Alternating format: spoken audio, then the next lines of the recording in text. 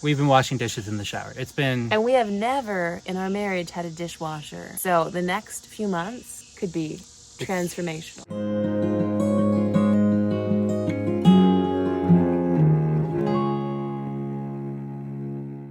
All right, so here we are at the midpoint of the year. We're almost to the end of July, and it's kind of a good time to reflect on what we've done so far this year. We did a video way back in January about our homestead goals, and obviously the world's been utter chaos. Like, it's been cray-cray. And so we just want to do like a mid-year update, and we are going to talk a little bit about our fall garden because we're looking ahead to even more food production with that. And we're also going to kind of talk about what our goals are to finish off the year, especially with the house. Let's back up a little bit. We were working a lot inside the house. We had done the insulation, the spray foam insulation last fall, and we were pushing into this year, trying to keep the inspections rolling in the house. And then one day I was getting off the couch and said, ow, my knee hurts, and started going to orthopedic specialist and figured out that I have torn meniscus, which isn't a really big surprise for us because my knees are just a mess. And for that reason, we kind of slowed down on the house because at that point I was climbing the scaffolding, going 16 feet up in the air and our really tall ceilings, working on framing and insulation. And then with COVID happening and your knee being a mess, we decided to focus on food production here. And we've done a lot. We raised and harvested 24. Why not 25? It seems like you should have 2 died. Oh, okay. Cornish cross. Yep. And that was difficult, but they've been delicious. And our freezer is full of meat. And we built and we filled these garden beds. And we've been having a lot of fun. Honestly, this garden is my favorite place. Yeah, I come out every day and water and like weed a little bit. And the girls come out and pick veggies. It was a lot of work to start with.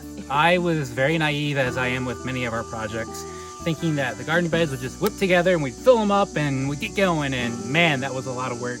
Natalie especially hauled a lot of compost and dirt into these beds. He built them super tall because he didn't want to bend over to garden, but it just... Look how convenient it is. They're lovely. It just took so long to fill, but we finally filled them and now they're full of veggies, and I don't think I've ever eaten so much produce that I grew ever. A lot of times 3 meals a day we're having salads and veggies and chicken that we all raised, and that's a cool feeling. That's the first time that I've had whole meals that's all food that we grew. Yeah, it's exciting. The most we'd ever grown was in little 5-gallon buckets on the back of our deck at the townhouse. So this is pretty incredible.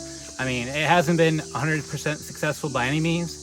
In fact, we have a garden tour coming out next week with Homesteaders of America, a collaboration. So we'll show you all about the garden. We are the rookie gardeners. We are the rookie gardeners. Lineup. Yes, but it's been a success because we've been able to actually grow our own food with the chickens in the garden. So that's super exciting. So regarding the house, recently after the chicken butchering was finished, and there's a lot of tension on all that, I've been doing a lot more insulation. We're back to working on the house. Back working up inside the ceiling and the walls. We're over halfway with the insulation. Yes, we are over halfway. With us being in the house now and things everywhere, like we had the kitchen in place with the appliances and we moved it and insulated around the kitchen and then moved it back. It's been crazy. Hot mess. Total chaos. The kitchen was moved for like a month and we ate nothing but sandwiches and cereal. And a lot of just like salads, sliced veggies. And we butchered the chickens in the middle of that. But we never really had a kitchen. I mean, we still don't have a kitchen sink. We've never had a kitchen, but everything was like where the kitchen is going to be. We've been washing dishes in the shower for a year. Almost a year. We've been washing dishes in the shower. It's been... And we have never in our marriage had a dishwasher. So the next few months could be transformational. It's the final push, because once that dishwasher is in, and the kitchen sink is in, like that's all coming up. So our goal I'm gonna have the kids load the dishwasher. Absolutely. I'm not doing that anymore. Can't wait. Our goal is to have the house finished, let's say beginning of November. I think that's it was October, everything keeps getting pushed back.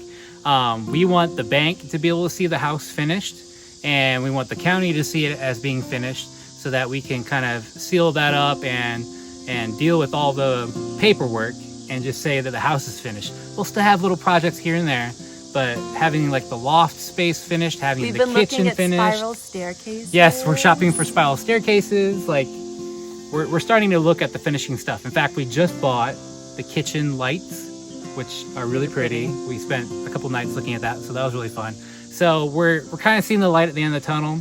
A little bit. The fall is going to be huge. And for those of you that are kind of newer to our channel, I used to be a middle school band teacher. I'm actually getting my last paycheck next week, and I'm no longer a teacher. I'm a full-time stay-at-home dad-steader, hanging out with the girls. But now you're going to be our daughter's school teacher because, schools are opening very minimally where we are with the option for remote learning. So I think we're going to take that option for now. And you thought you were done teaching, but yeah, I thought I was done. But I'm looking forward. We're going to have like a structured morning time and where they're learning, doing the lessons, and then they'll have some playtime. I love our girls, and I want them to learn what they need to learn at this time, and we'll get it done, and it'll be fun. I'm looking forward to it. It's been nice for them to be kind of just free-range kids for the summer. Because when they're in school, they're just at school all the time. When they come home, they're so tired. But the last couple months, they are playing their hearts out. They're building things. They're drawing. Digging, making piles. They're categorizing weeds. They're just doing all kinds of crazy stuff. No, they're living their best life, and we want that to continue. I mean, we could send them back to school for like 2 days a week, but it's going to be chaos. I feel really bad for my teacher friends that are going to have to deal with that. I don't know how they're going to do it, and I feel like the kids are going to be a little stressed by all the differentness. And so I think we're just going to keep them home, and I'm going to teach them at least for the first 9 weeks, but possibly for the whole school year. And so that should be fun while finishing the house. So pushing forward, we've got the fall garden planted, and we are working more in the house, and we are homeschooling the girls in the fall, and it's going to be a busy next 6 months, but we're looking forward to it. So our next video will be our garden tour with Homesteaders of America, so we hope you'll join us for that. And then we have lots of cool home videos coming up soon, and we'll catch you on the next one. Thanks for checking out our little mountain life. Well, I hope you're having